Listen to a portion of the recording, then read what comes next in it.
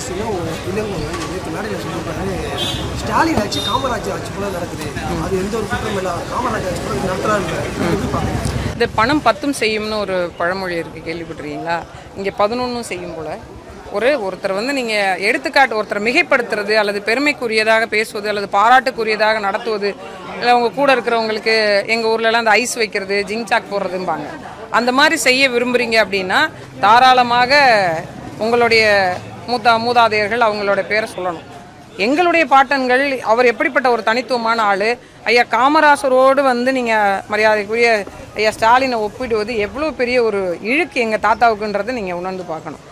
ஏன் நீங்கள் இதுக்கு முன்னாடி உங்களுடைய தலைமுறை இருக்கு இல்லையா, அவருக்கே பாருங்கள், ஈவி.கே. இளங்கோவனுக்கே நல்லா தெரியுது, கலைஞரை சொல்ல மாட்டார். ஏன்னா கலைஞருடைய ஆட்சி கேவலமான ஆட்சின்னு நான் சொல்லலை, அவரே சொல்லியிருக்கிறார். இதுக்கு அதுதானே எடுத்துக்காட்டு. உங்கள் அப்பா ஒரு இடத்துல ஆட்சி நிர்வாகத்தில் இருந்திருக்காரு, அதுவும் கொஞ்சம் காலம்லாம் இல்லை, 5 முறை தமிழ்நாட்டினுடைய முதலமைச்சராக இருந்திருக்கிறாங்க. நாங்கள் அவருடைய ஆட்சி காலத்தை கொடுப்போம் அப்படின்னு சொல்லாமல் 9 ஆண்டு காலம்தான் இருந்திருக்கிறார் எங்கள் தாத்தா. அவருடைய ஆட்சி காலத்தை நீங்கள் கொடுப்பீங்க அப்படின்னா உங்களுடைய ஆட்சி நிர்வாகம் எவ்வளவு சீர்கெட்டு போயிருக்கு, எவ்வளவு கேடுகெட்டு வாய்ந்தது அப்படின்னு வஞ்ச புகழ்ச்சி அணியாக அவர் சொன்னதாக தான் நம்ம பார்க்க முடியுது. ஏன்னா இந்த ஒப்பீடு அப்படிங்கிறது அந்த மனிதனுடைய ஆகச்சிறந்த ஒரு அரசியல். இப்போ எல்லா அரசியல்வாதிகள்ட்டையும் 99 விழுக்காடு பாசிட்டிவ், 1 விழுக்காடு நெகட்டிவ் இருக்க தான் செய்யும்.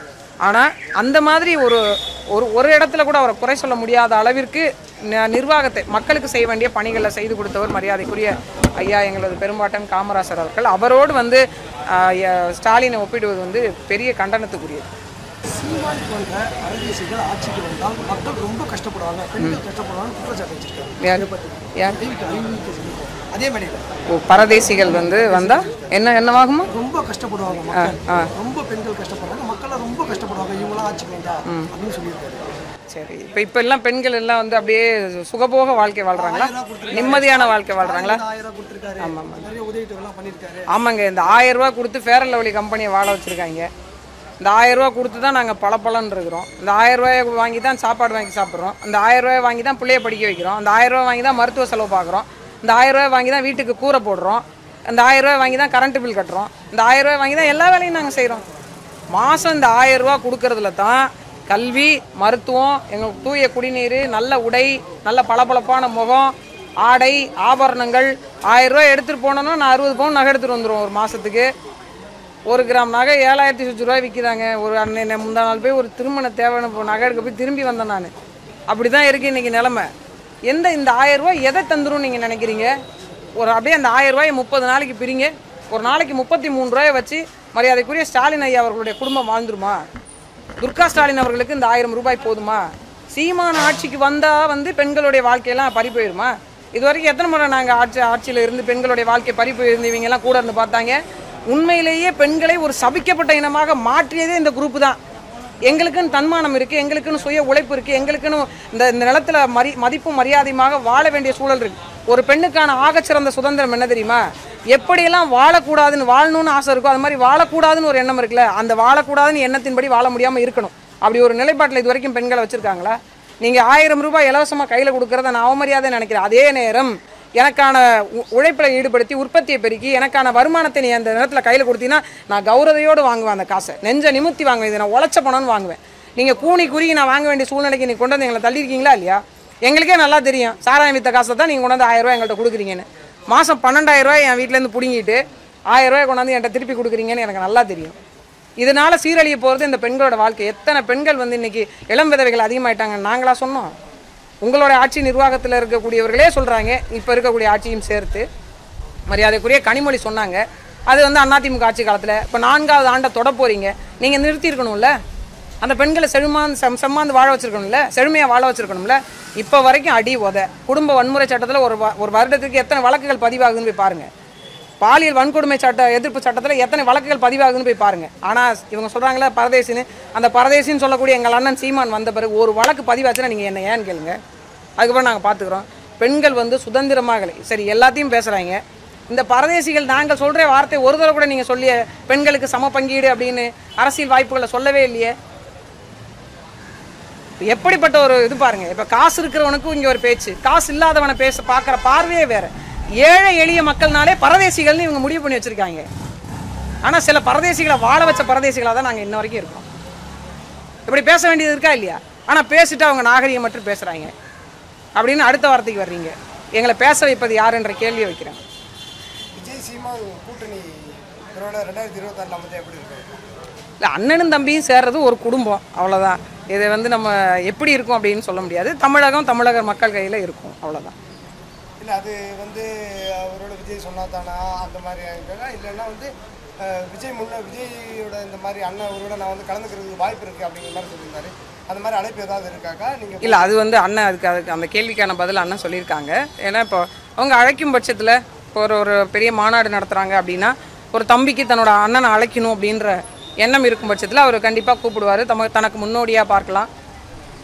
இன்னும் சொல்லப்போனால் அரசியல் வழி நடத்துதில்ல, என்னோட அண்ணன் என் கூட இருக்கணும்னு ஒரு தம்பி நினைக்கலாம், அல்லது தம்பி கூட இருக்கணும்னு அண்ணன் நினைக்கலாம். ஒருமித்த ஒரு கருத்தோடு, ஒத்த கருத்தியலோடு, நிலத்தையும் வளத்தையும் பாதுகாத்து தமிழ்நாட்டில் தமிழர் அரசியலை விதைச்சு தமிழருக்கான அறம் மாண்போடு வாழ செய்வதற்கு தம்பியும் அதுக்கு முற்படுறாரு. அண்ணன் அது 15 ஆண்டு காலம் 14 ஆண்டு காலம் அதே தளத்தில் நிற்கிறார், அதை பார்த்து கொண்டிருக்கிறார், சமரசம் இல்லாமல் சண்டை போடுறார். இது எல்லாத்தையுமே பார்த்து கொண்டிருக்கக்கூடிய தம்பிக்கு தன் அண்ணனோடு இணைந்து ஒன்றாக நிற்கணும் அப்படின்னு நினைக்கும் பட்சத்தில் இதில் அவர் அழைச்சாங்கன்னா அண்ணன் உறுதியாக போவாங்க. அது அண்ணனே சொல்லியிருக்காங்க இல்லையா? குறிப்பாக விஜய் சைட்லேருந்து நீங்கள் ஒரு காலமும் நாம் தமிழர் கட்சிகளை விமர்சிக்க வேண்டாம், அண்ணன் சீமானையும் நாம் தமிழர் கட்சி விமர்சிக்க வேண்டாம்னு சொல்லியிருக்காங்க அப்படின்னு சொல்லியிருக்காங்க. இது எப்படி பார்க்கலாங்க? இல்லை, அது அவங்களுக்கு தெரியுது. ஏன்னா விமர்சனம் செய்யக்கூடிய அரசியலே நாம் தமிழர் இங்கே செய்யலை. இவங்க இந்த மண்ணுக்கான அரசியலை பண்ணுறாங்க, இந்த மக்களுக்கான அரசியலை பண்ணுறாங்க. இன்னும் சொல்லப்போனால் அடுத்த ஒரு கட்டத்தையும் தாண்டி இவங்க நம்மளோட உடன் பிறந்த அண்ணன் தம்பிகள், நம்ம அண்ணன் தம்பிகளை பகச்சிக்க கூடாது அப்படின்னு அவங்க அந்த காரணத்தின் அடிப்படையில் தான் சொல்லியிருக்காங்க. அதை நீங்கள் சொன்ன மாதிரி ஒரு சூழலுக்கான அடித்தளமாக கூட சொல்லப்பட்டிருக்கலாம். அது அவங்களோட எண்ண ஓட்டத்தை பொறுத்து. அப்படி இருக்கும் பட்சத்தில் அது வரவேற்கத்தக்க ஒன்று. ஆனால் திராவிட கட்சிகள் அதை எப்படி சொல்கிறாங்கனாக்கா, இது மாதிரி விஜய் அரசியலுக்கு வந்துட்டாருன்னா அந்த முக்கியமான ஓட்டுகள்லாம் பிரிஞ்சு அண்ணன் சீமானோட ஓட்டுகள்லாம் விஜய்க்கு போக வாய்ப்பு இருக்குது. இது பெரிய பாதிப்பு அண்ணன் சீமானுக்கு ஏற்படுத்தும் அப்படிங்கிறாங்க. ஏன் இப்போ நாங்கள் நினைக்கிறோம்னா அவங்க அழுகுறாங்களாமா?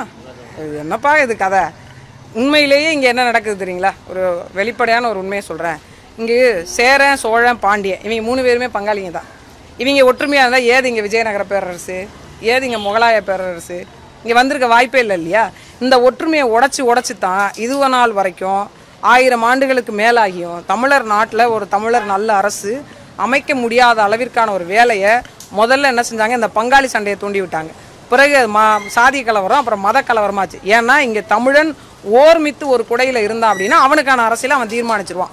இப்போ நான் தேவனாக இருந்தேன், தேவேந்திரனாக இருந்தேன், கல்லராக இருந்தேன், மல்லராக இருந்தேன், இல்லை பறையராக இருந்தேன், என்னவா இருந்தேன், முதலியாராக இருந்தேன், செட்டியாராக இருந்தேன், நான் இப்படி தனித்தனியாக இருக்க தெலுங்கை தாய்மொழியாக கொண்டவர்கள், ஓங்கோலேருந்து ஓடி வந்தவர்கள்லாம் இங்கே ஆட்சி ஆண்டுட்டாங்க. இன்றைக்கி நான் ஒன்றாகி நான் தமிழன் ஒரு கொடைக்குள்ளே நின்றுட்டேன் அப்படின்னா ஒருத்தர் இங்கே நின்ற முடியுமா?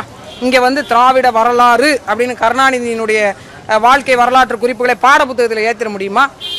என் பாட்டன் வஉசி இருக்கும்போது, சின்னமலை இருக்கும்போது, இவங்கெல்லாம் இருக்கும்போது, சிங்காரவேலர் இருக்கும்போது, கக்கன் இருக்கும்போது, ஜீவானந்தம் இருக்கும்போது இவர்களுடைய வரலாற்றையெல்லாம் பாட புத்தகத்தில் வைப்பதற்கு இவங்க இவ்வளவு யோசிக்கக்கூடியவங்க ஐயா கருணாநிதியுடைய வரலாற்றை மட்டும் கொண்டு வந்து உள்ளே வைக்கிறதுக்கான காரணம் என்ன? இங்கே தமிழருக்கான ஒரு ஆட்சி அதிகாரம், அவனுக்கான அரசியல் புரிதல், வரலாறு, கல்வி, கலை, பண்பாடு இவற்றையெல்லாம் சொல்லிக் கொடுத்துவதற்கோ கடத்துவதற்கோ ஒரு பெருங்கூட்டமாக இருக்கணும் அப்படின்றத ஒரு காரணத்தை வச்சு தான் நாம் தமிழர் ஒரு மிகப்பெரிய படையை கட்டி எழுப்பிட்டு இருக்கு.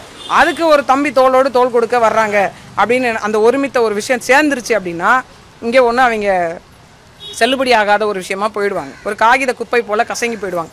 அதனால் அதை உடைப்பதற்கு இந்த மாதிரி ஓனாய் வேஷம்லாம் போட்டு ஒரு பக்கம் உட்காந்துட்டு ஆடுவாங்க.